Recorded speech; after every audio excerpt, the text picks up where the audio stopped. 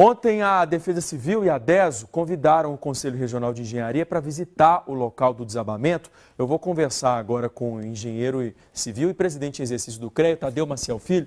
Bom dia, obrigado pela participação aqui com a gente, viu? Bom, primeiro a gente esclarecer, né, o papel mesmo do CREA em situações como essa. A gente acompanha sempre quando acontece esse tipo de catástrofe, esse tipo de acidente que envolve estrutura, o CREA geralmente é convidado a participar desse tipo de vistoria. Para quê, presidente? Qual a ideia disso? Bom dia, Lidevan. Obrigado pelo convite. Então, o CREA é a casa da engenharia, né? Onde todos os profissionais da engenharia e técnicos são filiados, né?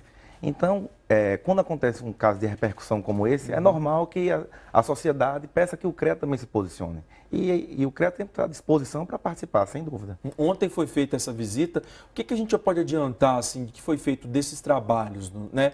O que já pode ser constatado, ou o que vai gerar, o que vai resultar essa visita de ontem, esse trabalho que aconteceu ontem lá no local? Então, essa visita primeira é mais uma resposta, mais preliminar, para conhecer realmente o local e ter uma primeira impressão do que ocorreu. Mas nada técnico consegue se tirar. Algumas fotografias e aí sim, através de reuniões com os envolvidos, a Defesa Civil e a empresa, a DESO, que vai ser traçado o plano de conclusão dessa perícia, para que realmente a causa efetiva do acidente venha à tona. O CREA, ele participa desse trabalho, também ajuda nesse trabalho de perícia ou não? Qual que é a participação num momento como esse? Então, o CREA normalmente participa como um mediador. Nós entramos para orientar até os profissionais que irão executar essa perícia, são normalmente engenheiros, peritos, que são filiados ao CREA. Então, são profissionais que nós conhecemos, que trabalham, que são filiados ao CREA.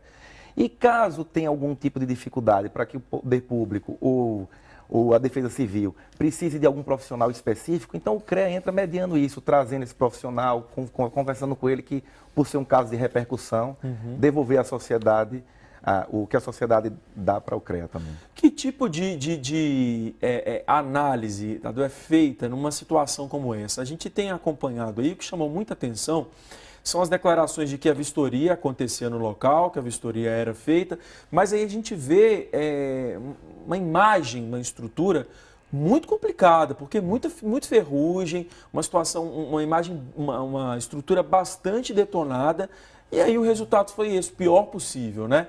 E aí quando a gente fala que a vistoria é feita, para esclarecer para a população, assim, né, como isso acontece, né? Porque a gente está vendo um problema grave, sério, de estrutura. Isso está nítido para todo mundo, está claro para todo mundo.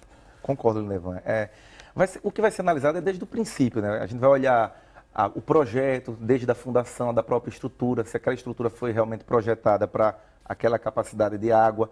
E depois disso, a execução, como foi feita, quem foi o profissional que acompanhou. E esse plano de manutenção que foi traçado, se ele foi cumprido.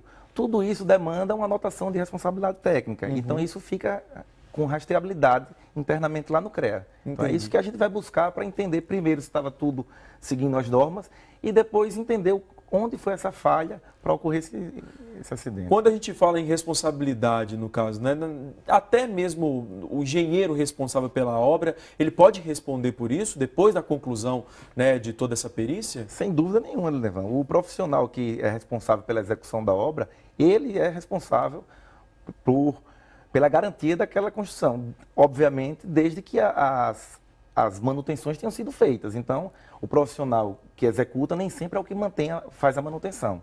E é isso que a gente vai conseguir verificar. Então, caso realmente tenha algum tipo de negligência ou de irresponsabilidade do profissional, além das sanções previstas no Código Civil, o CREA também tem seu código de ética que vai colocar esse profissional para ser questionado e caso ele tenha algum tipo de irresponsabilidade, ele sim será também sofrer sanções lá do Conselho.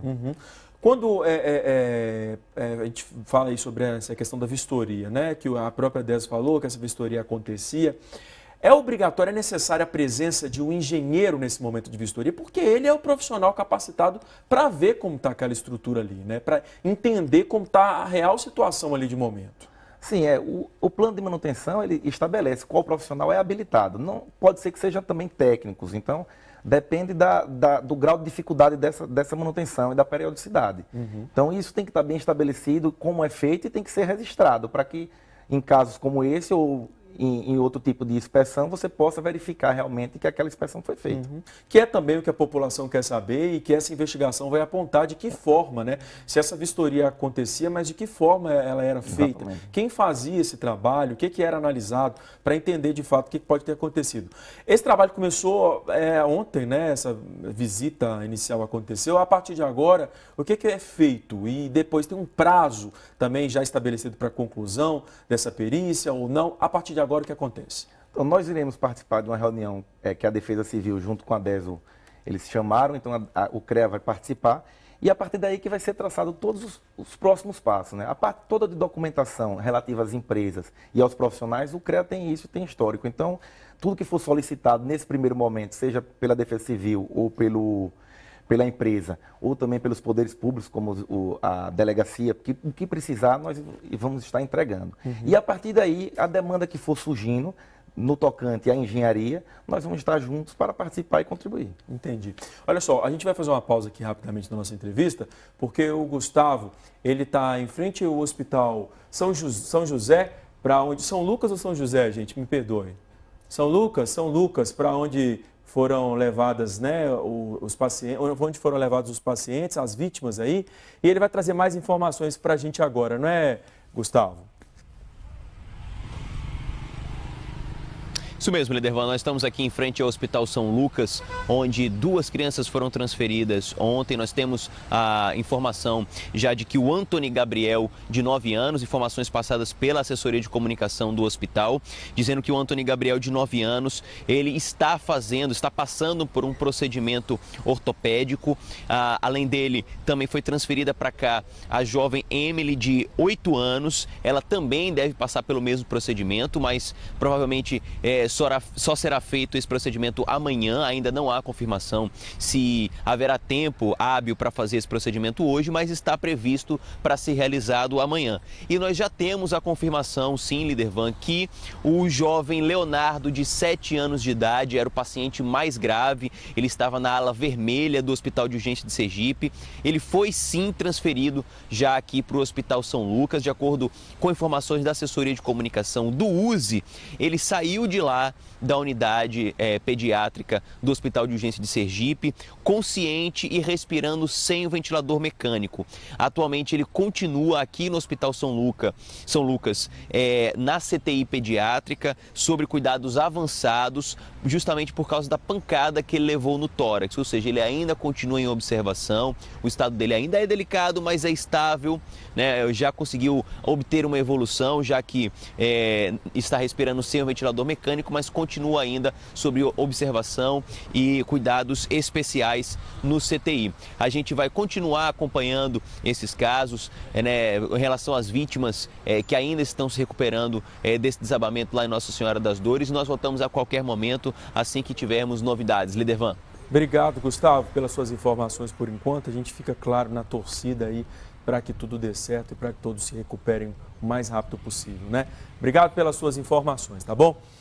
Continuando aqui nossa conversa, eu falei há pouco sobre a conclusão, porque é de fato que todo mundo quer saber, o resultado dessa perícia, para apontar o que aconteceu, por que caiu, se tinha vistoria, se a estrutura realmente tinha um problema de estrutura ali, se aquele tanto de ferrugem que a gente viu, isso pode, né, ser realmente a culpa. O que esse laudo ele aponta na conclusão? Ele aponta, além das responsabilidades, o responsável, quem que vai ser o culpado por quê, o que ele mostra, né, o que ele dá de resposta, principalmente para a população que é interessada em saber o que está acontecendo, o que aconteceu.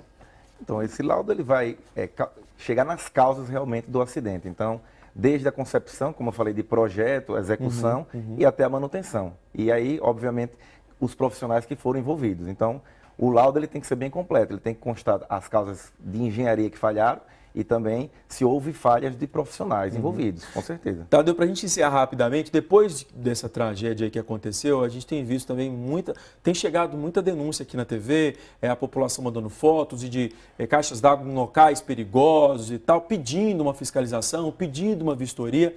A gente já esclareceu, né? No caso, o CREA ele é convidado a participar disso, mas de que forma, a partir de agora, isso pode acontecer? Caso, né, essa fiscalização, os órgãos fiscalizadores precisem de apoio do CREA, o CREA também pode acompanhar esse tipo de trabalho nesses outros locais, porque é um problema que trouxe uma insegurança para a população e a população quer segurança, quer a presença lá para saber de que fato essa vistoria está acontecendo, está tudo regular para que uma outra tragédia não aconteça, né? Com certeza, Lindevan. Quando acontece um caso como esse, é importante que a empresa ela mesma faça essas verificações para que isso não ocorra em outros locais.